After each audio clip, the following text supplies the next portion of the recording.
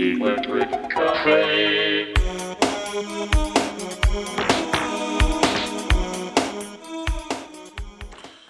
Hey everybody, welcome back to Electric Cafe. Today's album review is on The Real Thing by Faith No More. This is their second album. This is their second appearance on the channel as well. I did give Angel Dust, their 1992 album, a 68 out of 100, right below very good. I think it is a very good album in some ways, but like when you critique an album, it's just always a little bit different. And I feel like with that album, there was just a little bit too many songs. I think there's like 13 songs on there, and then a couple of them. It's hard to keep a consistent high score to be in the sevens if you're going to have 12, 13, 14 tracks. Just really hard to do.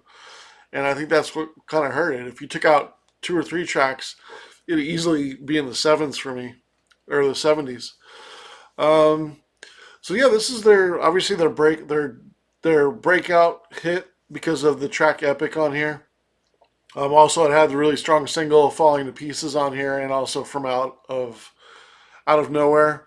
Um, Man, I think about when this album came out. I was I think a freshman in high school, 89, 90, and there was nothing like this when it came out. It was just a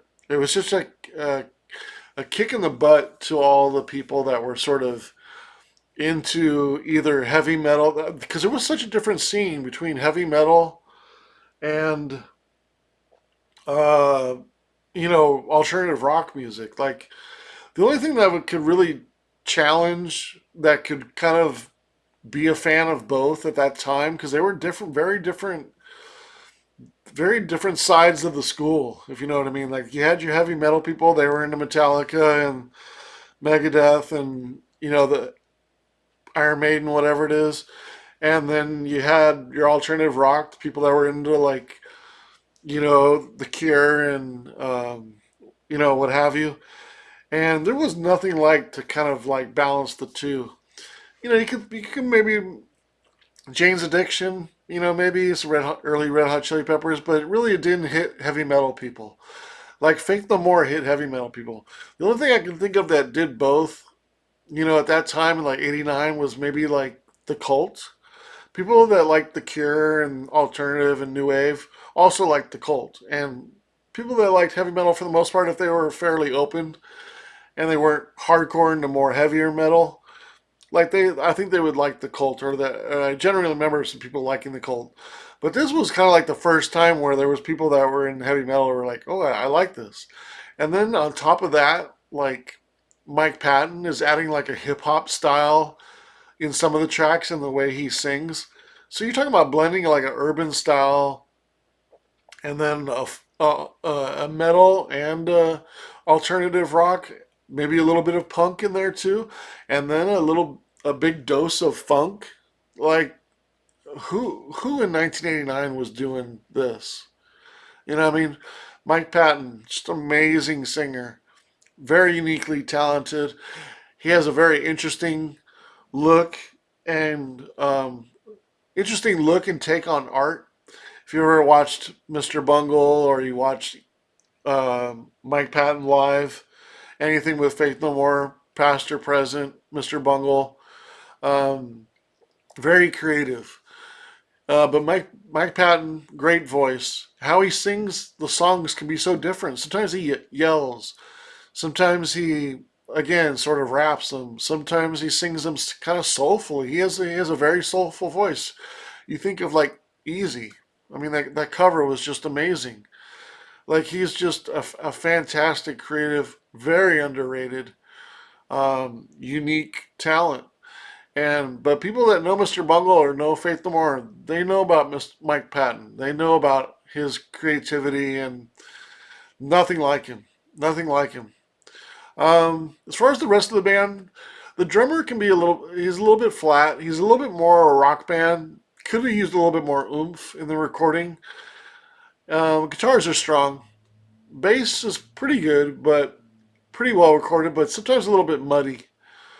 Um, it's an important funk element to the sound too. So at times it can be okay, but it could be better. This album isn't I would say isn't recorded the best. It's not the worst either by any stretch of the imagination, but it lacks depth. It lacks bass. It's very mid rangey. It doesn't quite capture the powerful sound, even on Epic, which I feel like is a very powerful song. I don't think it necessarily it caught the balance, and then I think that's more inherent into the song than in the recording of it. But because it goes into the piano and stuff like that, it's just very epic song. But I don't think it quite the recording of this album and that song doesn't quite capture the low end and the powerful. It just kind of missing.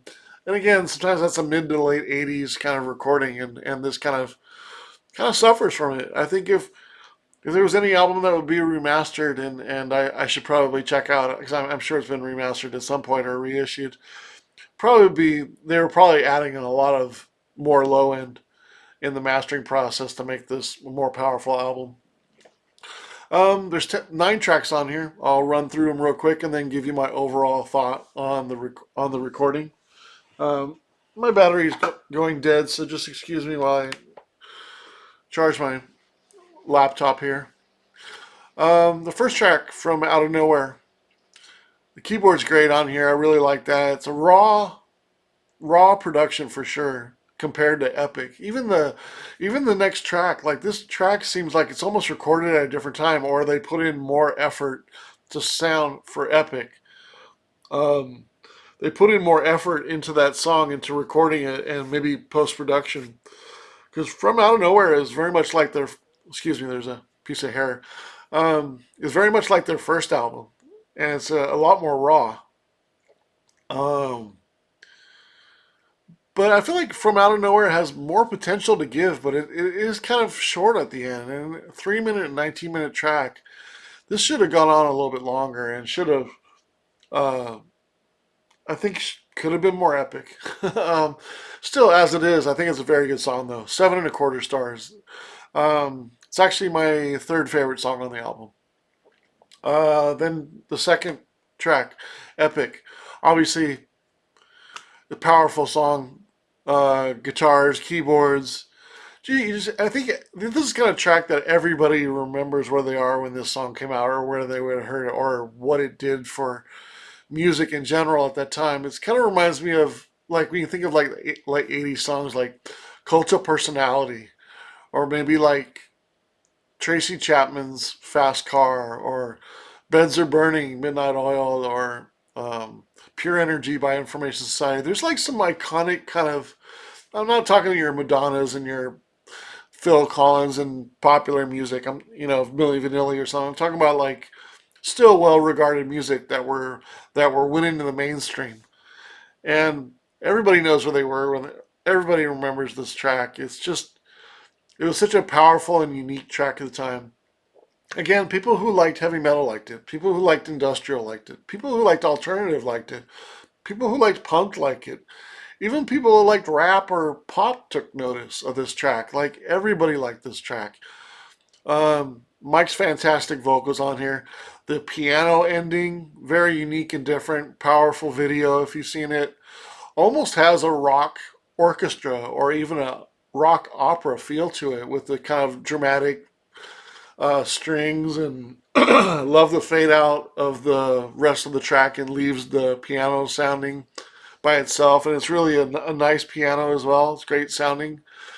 Um, this track is epic in the utmost. It's the perfect name for the track. The track is freaking epic. It's a classic. How can it not be? 8.5 stars. Amazing track. My favorite track on here, and maybe not even my personal favorite, but just um, it's just such an epic track that and powerful track and means so much and was just groundbreaking for the time that it's just catapulted into rank wise my favorite, uh, what has to be my favorite or highest rated song. Probably my personal favorite as far as like an underground track is track number 3, Falling to Pieces. Love the bass line on here, the keyboards, the funkiness in here. The changes are great. It reminds me a lot of Living Color, which is probably, another one that sort of fits into. I don't know if heavy metal people would have liked Living Color, but definitely alternative rock and punk. I wouldn't say even really punk, but maybe this crossed over a little bit to like people who liked heavy metal styles because I think of maybe more so Living Color's 1992 album, which I'm forgetting the title, which had Alone on it, and Nothingness, which I love that song. That album was a little bit more heavier. Cult of Personality was a little bit more raw sounding and late '80s sounding. So maybe maybe more people in the heavier rock would like Living Color's second album a little bit more. But Falling Pieces, 7.5 stars. My second favorite track on the album.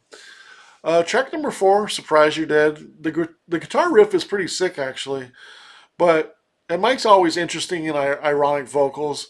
And definitely this one has a little bit more of a metal sound to it. I give it 6 stars out of 10. It's a good track. Track number five, Zombie Eaters. Um, Mike does have a nice voice. I mentioned it before, but it's very versatile too. Sometimes he makes a, a, a joke with how he sings, or when he sings live, he does those like cover songs. If you know Mr. Bungle, he does some like he'll sing a strange cover song of like a ballad or something, and he'll make it work. But he's got a unique voice, and he can sing well for a pop singer.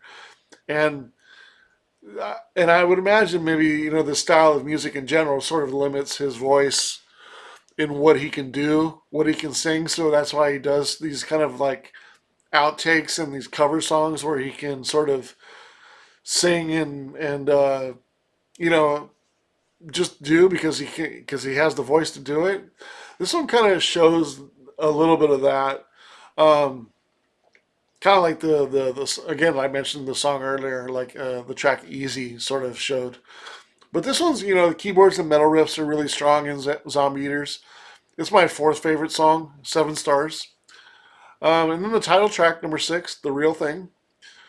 Track five and six add a lot of depth to the album because they're longer tracks and they sort of explore a little bit more and um, sort of drawn out and kind of has some ebb and flows to them. And this track is somewhat underrated, I feel like, too, in the album, and it's 6.5 stars. But these two tracks add some nice balance to the album. Track number seven. Um, oh, but I will say after these two tracks, the last three tracks are a little bit underwhelming. Maybe a little bit more versatility would have been nice. I mean, when you come out with such three or four really strong tracks in your face, powerful tracks, and then you kind of come into two tracks which balance it out nicely with Zombie Eaters and The Real Thing, and then you kind of get back into the to kind of what you were doing or what you could do the best.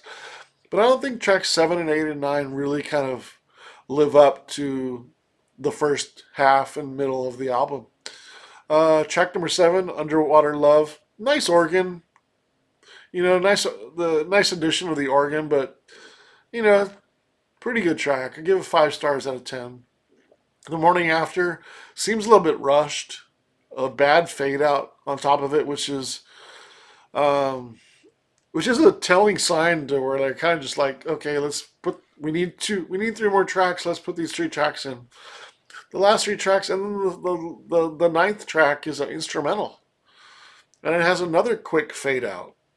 It's a better track. I do like it, but it's an instrumental. You know, it has a bad fade out, which is a minor thing, but 6.25 stars. I still think it's a good track, but I don't think the last three tracks really live up to the potential of the album. So you got 9 tracks, which is already kind of one short of an album, but it's made up because there's 3 tracks over 5 minutes. Actually, 4 tracks over 5 minutes. One's an instrumental, kind of hurts it. So we got maybe 8 tracks, and then two of them are kind of pretty good and are kind of a little underwhelming compared to the first album. So it does hurt the album a little bit in the score. I have 59 and a quarter stars divided by 9, which is a 65 and a 65.8. I gave it a couple extra points for just the overall, um, originality of the album and for what it meant. And, considering it has the epic on here and just a unique um, band for the time and such a unique album. And it definitely did some damage when it came out. And I think it's definitely a good album. I feel confident in saying that too. And I gave it a couple extra points. So I gave it also a 68 out of 100. It's equal to Angel Dust in my opinion. I do think Angel Dust has a little bit better songs on it, but it's got maybe too many songs on it. Where this is a little bit more tighter, less room to have error, but or maybe more room to error if there's not a couple good tracks. But I do feel like this one isn't recorded as well. Also as Angel Dust. Angel Dust I feel has more of the powerful songs. But this is right there. They're both 60 out of 100, right on the top of good, but just under very good. But still a really enjoyable album, groundbreaking for the time, really strong album. 68 is not a slouch score at all. That is on the high side of a good album. Just kind of missing a little bit in the end of the album. A couple of sevens at the end of the album, and it would have been easily in the middle of 75, 76, up in the upper echelons of very good. Again, not recorded, not an album you go to and say, oh, this is a really well recorded album. It's kind of a little bit raw. And I think probably what they did was they knew Epic was a hit or it was a hit, and they sort of included that song on the album. Because like when you listen to From Out of Nowhere, the first title track, and you go into Epic, there's quite a bit of production difference in that song. To the level of attention or what have you. It definitely seems like it's almost like you're putting on the first album and then putting on the second album. It's like the difference of the other one was like 1987 or something like that. So yeah, the real thing, Faith No More's second album, 68 out of 100, really good album. I'm curious if you'd like me to review something of your request. Just email me below. Could be some music that you made, music that your friend made. If he makes electronic music or past or present, email me if there's something that you'd like me to review, and we shall discuss it. All right, thanks for watching. Appreciate it.